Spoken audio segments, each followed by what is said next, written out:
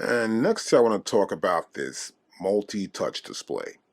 So as you know, I can go to here and select that, right? I'll select this sequence. And I can use the knob to change the next sequence, right? If there was another one there. I can also double tap where that triangle's at. And once I double tap, we can see further into what's available for sequences. As you can see here, it says sequence, and then we have a list of how many sequences. And you can scroll up like you're doing an iPhone or an Android device with this multi-touch display, and you can see the available slots for sequences, which is about 128.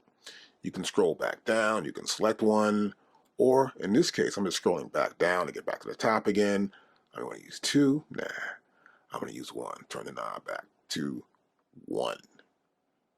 And the same thing here for track. Double tap there. Tap again. Oh, there you go. And I double tapped it, and now you can see here, I can scroll for track. If I want to go back to where I was at before, I can go to here. You'll notice there's an arrow right here, right? And I'm back to where I was at before.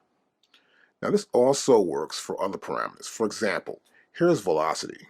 I'll select velocity, and I'll double tap it. Now in velocity, as you can see here, we can do a plus or minus right here. There's a keypad to enter that velocity value in. I can also apply a certain parameter to it.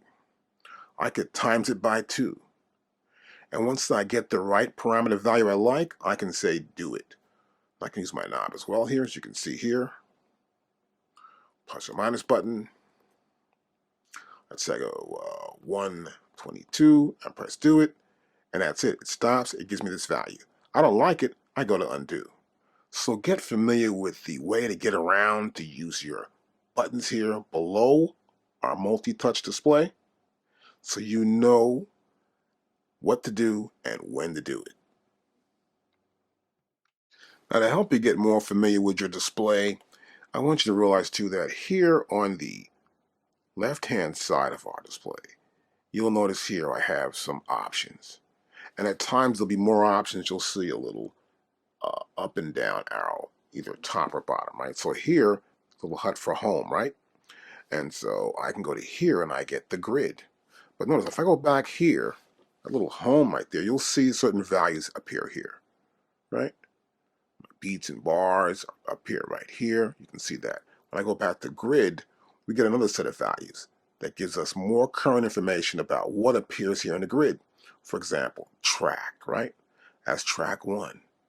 And right here I'm on 1. That's track 1 right there for that pad, right?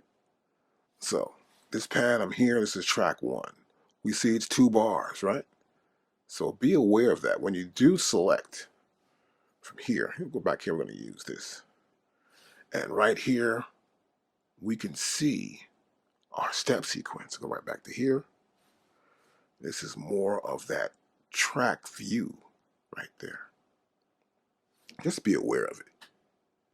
Now, at the bottom here, you'll see we have solo and mute. Select the track. That's all right here is click. Here's time correction right here. So you can select this button here, and we'll have time correction right here. We can close it. There's a little X right there. We can close that window.